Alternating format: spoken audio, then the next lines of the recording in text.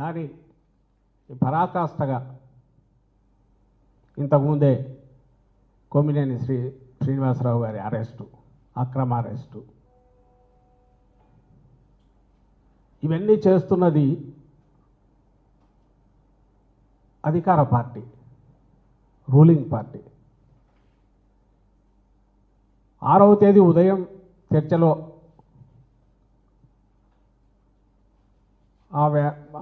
Analyst, విశ్లేషకుడు, journalist Krishnaraju గారు ఏ వ్యాఖ్య అయితే చేశారో దానికి సంబంధించినంత వరకు ఆ సమయంలో సబ్జెక్టు చాలా మీడియాల్లో వచ్చిన సంబంధించింది ఇష్యూ అయినా అందులో అమరావతి చుట్టుపక్కల ఆయన మెన్షన్ చేసినప్పుడు కొమ్మినేని గారు మళ్ళీ మేము చూస్తే వారించారు, వద్దులేండి అవన్నీ ఎందుకు అని అన్నారు. అలాగే మీరు ఏదైనా చెప్పినా అది దైవదూషణలాగా భావిస్తారు.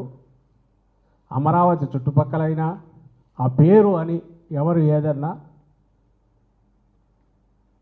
దాన్ని చాలా ఇదిగా రియాక్ట్ అవుతారు, ఎందుకు జాగ్రత్తగా ఉండండి అని కూడా హితవు చెప్పినట్టున్నాడు. అదే ఆయన వారించాడు, ఆ వ్యాఖ్య అయిపోయింది, డిబేట్ అయిపోయింది. అది ఎవరు చూశారో తెలియదు. దాన్ని తర్వాత రిపీట్ చేయడం కానీ ఛానల్లో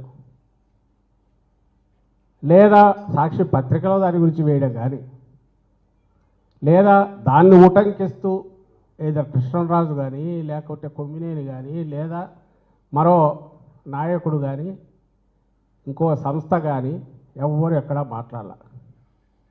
ఎందుకంటే డిబేట్ అనేది నలుగురిని ఓ దగ్గర కూర్చోబెట్టి చర్చా వేదికలో మోడరేటర్గా ఛానల్ నుంచి ఓ జర్నలిస్టో ఒక యాంకరు ఎవరో కూర్చొని నడుపుతారు, ప్రెజెంటర్ ఉంటాడు, అందరికీ తెలిసిందే, రోజు చూస్తున్నది.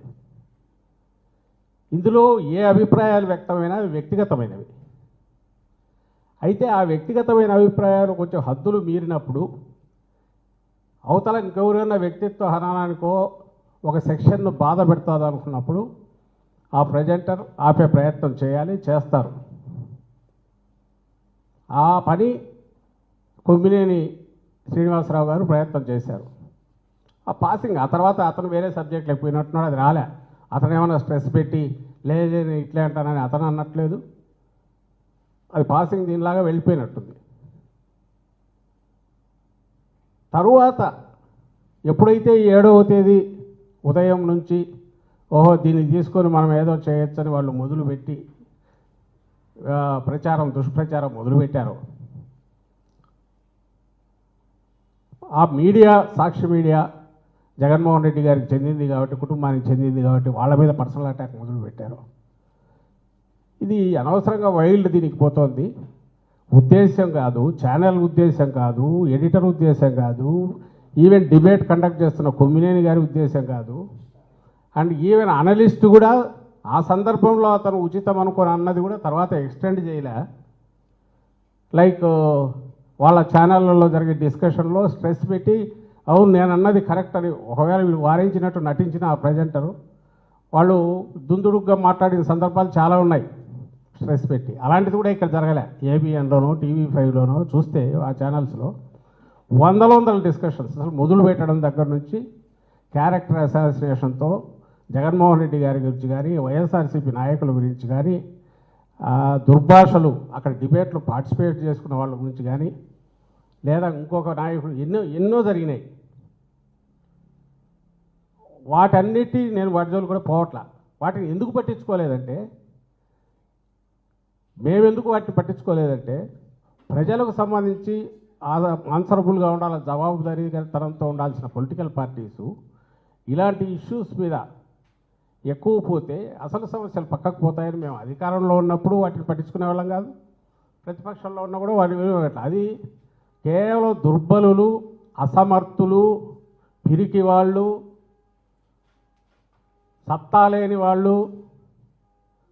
వాళ్ళు మాత్రమే బూతులకు లేదా ఇలాంటి అసభ్యకరమైన వాటికి ఇష్యూస్ను డైవర్ట్ చేయడానికి అసలు ఇష్యూస్ను అడ్రస్ చేయకుండా జడిసి పక్కకు పోవడానికి ఇచ్చేస్తారు తప్ప జగన్మోహన్ రెడ్డి గారు కానీ వైఎస్ఆర్సీపీ కానీ ఎప్పుడూ అలాంటి దుర్బలత్వంలో లేదు.